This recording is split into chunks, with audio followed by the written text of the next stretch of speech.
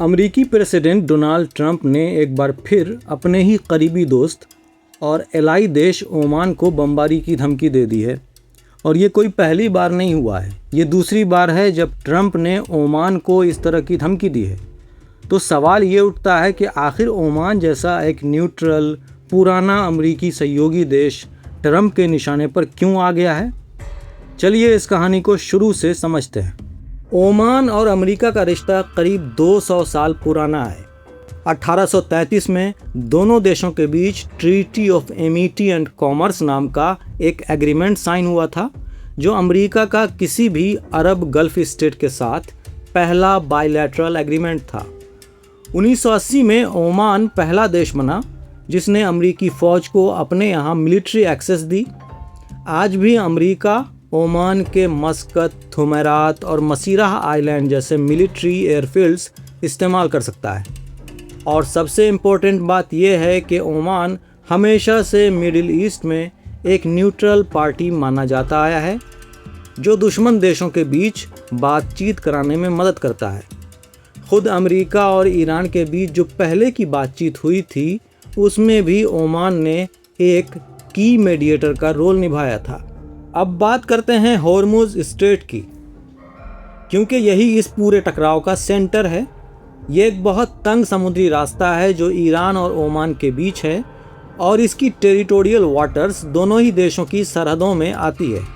इसी रास्ते से दुनिया का करीब 20% ऑयल और गैस एक्सपोर्ट होता है, और जंग से पहले हर दिन करीब 130 जहाज़ इस स्ट्रेट से गुजरते थे। अब चलिए इस पूरी जंग का टाइमलाइन समझते हैं। 28 फरवरी 2026 को अमेरिका और इसराइल ने ईरान पर एक बहुत बड़ी जंग शुरू की। इसके फ़ौरन बाद मार्च की शुरुआत में ईरान ने हॉर्मुज़ स्ट्रेट को बंद कर दिया और सिर्फ उन्हीं जहाज़ों को गुजरने दिया जिन्हें वो दोस्त मानता था। ये सिलसिला जून तक चलता रहा, जब तक कि 17 जून 2026 को अमेरिका और ईरान के बीच एक मेमोरेंडम ऑफ अंडरस्टैंडिंग साइन नहीं हुआ। यानी एक 60 दिन का एग्रीमेंट जिसमें ईरान ने स्ट्रेट को बिना किसी चार्ज के खुला रखने का वादा किया था। लेकिन ये डील बहुत जल्दी टूट गई, क्योंकि दोनों पक्षों में इस बात पर मतभेद हो गया कि स्ट्रेट पर आखिर कंट्रोल किसका होगा, ख़ास तौर पर यह कि जहाज़ किस रूट से गुजरेंगे। जून के आखिर में ईरान ने कुछ ऐसे जहाज़ों पर हमला कर दिया जो ओमान के बताए हुए रास्ते से जा रहे थे, जिसे अमेरिका ने अप्रूव किया था। लेकिन ईरान अपने खुद के रास्ते पर जोर दे रहा था। इसके बाद अमेरिका ने दोबारा ईरान पर हमले शुरू कर दिए, जो करीब 2 हफ्तों तक चले।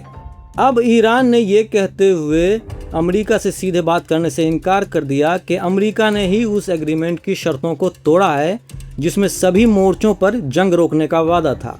तो ईरान ने अमेरिका से बात करने के बजाय ओमान के साथ सीधे बात करनी शुरू कर दी, इस उम्मीद के साथ कि ये दोनों मिलकर हॉर्मुज़ स्ट्रेट के फ्यूचर के बारे में कोई रास्ता निकाल लेंगे। अब आते हैं 18 अगस्त 2026 के उस बयान पर, जो इस पूरी न्यूज़ का सबसे ताज़ा हिस्सा है। सोमवार के दिन जब ईरानी ऑफिशियल्स ये कह रहे थे कि वो ओमान के साथ एक एग्रीमेंट पर पहुंचने के बहुत करीब हैं, ठीक उसी दिन अमेरिका और ईरान के बीच जो 60 दिन का मेमोरेंडम था, वो भी बिना किसी रिन्यूअल की उम्मीद के एक्सपायर हो गया।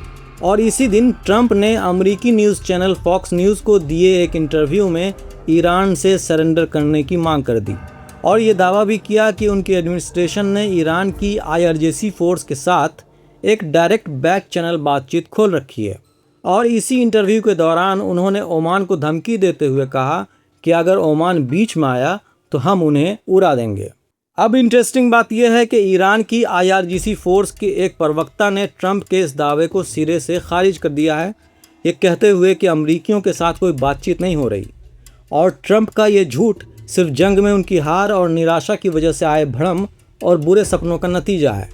अब सबसे इम्पोर्टेंट बात यह है कि ये पहली बार नहीं है जब ट्रंप ने ओमान को इस तरह धमकाया है। 27 मई 2026 को एक कैबिनेट मीटिंग के दौरान एक रिपोर्टर ने ट्रंप से पूछा था कि क्या वो ओमान और ईरान के साथ मिलकर हॉर्मुज़ स्ट्रेट की निगरानी करने देने के आइडिया को मानेंगे। इसके जवाब में ट्रंप ने कहा था कि कोई भी इसे कंट्रोल नहीं करेगा, ये इंटरनेशनल वाटर्स हैं और ओमान को भी वैसा ही बर्ताव करना होगा जैसे बाकी सब लोग करते हैं, वरना हमें उन्हें उड़ाना पड़ेगा। शुरुआत में लोगों को लगा कि शायद ट्रंप ने गलती से ईरान की जगह पर ओमान बोल दिया है, लेकिन बाद में खुद अमेरिकी स्टेट डिपार्टमेंट ने इस बयान को सोशल मीडिया पर शेयर करते हुए इसका पूरा ट्रांसक्रिप्ट भी पोस्ट किया, जिससे ये कन्फर्म हो गया कि ट्रंप ने असल में ओमान का ही नाम लिया था। तो सवाल ये उठता है कि अब आखिर ट्रंप ओमान पर इतना गुस्सा क्यों दिखा रहे हैं। बात दरअसल ये है कि अगर ईरान और ओमान मिलकर बिना ईरान की मध्यस्थता के हॉर्मुज स्ट्रेट को लेकर कोई सॉल्यूशन निकाल लेते हैं तो इससे वॉशिंगटन की एक बहुत बड़ी डिमांड कमज़ोर पड़ जाएगी। ये डिमांड की जंग ख़त्म करने की शर्त के तौर पर ईरान को स्ट्रेट पर अपना कंट्रोल छोड़ना होगा। अगर बिना अमेरिका की दखलंदाजी के कोई डील बन जाती है जिसमें ओमान और ईरान मिलकर स्ट्रेट का मैनेजमेंट करें, जो पूरी तरह इन दोनों देशों की टेरिटोरियल वाटर्स में आता है, तो इससे ये साफ दिख जाएगा कि अमेरिका इस मामले में कितना बेबस और कमज़ोर रहा है। अब इस पूरे मामले में एक और बड़ा मुद्दा भी जुड़ा हुआ है और वो है फ़ीस का मुद्दा। अमेरिका और ईरान के बीच इस बात पर भी गहरा मतभेद रहा है कि क्या ईरान स्ट्रेट से गुजरने वाले शिपिंग जहाज़ों से कोई फ़ीस या टोल वसूल सकता है। इंटरनेशनल लॉ के हिसाब से हॉर्मुज जैसे नेचुरल वाटरवेज से गुजरने पर टोल लेना मना है, भले ही वो टेक्निकली इंटरनेशनल वाटर्स में ना हो, लेकिन इंश्योरेंस, एनवायरमेंटल प्रोटेक्शन और डॉकिंग जैसी सर्विसेज के लिए फ़ीस ली जा सकती है। जुलाई के आखिर में अमेरिकी secretary of state Marco Rubio ने भी वार्न किया था कि ईरान को स्ट्रेट से गुजरने वाले जहाज़ों से टोल लेने की इजाज़त नहीं दी जानी चाहिए। अब यहाँ पर एक बहुत ही इंटरेस्टिंग बात यह है कि सोमवार को खुद तेहरान ने बताया है कि वो और ओमान स्ट्रेट में एक नए शिपिंग रूट को लेकर एक एग्रीमेंट पर पहुंच गए हैं और अब वो इस पर एक जॉइंट डिक्लेरेशन तैयार कर रहे हैं। ईरान के फॉरेन मिनिस्ट्री के प्रवक्ता ने कहा कि ये पहली बार है जब एक ऐसा मैकेनिज्म डेवलप किया जा रहा है जो दोनों तटीय देशों के सॉवरेन राइट्स की हिफाजत करते हुए कमर्शियल जहाज़ों को सुरक्षित तरीके से गुजरने दे। ये अभी साफ नहीं है कि इस एग्रीमेंट में फ़ीस वाला मुद्दा किस तरह हैंडल होगा। ब्रेंट क्रूड, जो ऑयल का ग्लोबल बेंचमार्क है, इस मिडिल ईस्ट कॉन्फ्लिक्ट से पहले करीब $66 पर बैरल पर था। जंग के दौरान यह कीमत कई बार $100 के पार भी गई और मार्च में तो ये $119 तक पहुंच गई थी। इसी हफ्ते ये कीमत $91 के आसपास चल रही है। अब आखिर में एक बहुत बड़ी बात समझ लेनी चाहिए कि इसी हफ्ते की शुरुआत में 14 अगस्त को ट्रंप ने एक कदम और आगे बढ़ते हुए ये भी कह दिया था कि वो जल्द ही हॉर्मुज स्ट्रेट को खुद अमेरिका का टेरिटरी यानी क्षेत्र घोषित कर देंगे। उनके शब्दों में, ईरान को हराने के बाद जो बहुत बुरी तरह हार रहा है, असल में हॉर्मुज स्ट्रेट को अमेरिका का टेरिटरी घोषित कर दूंगा।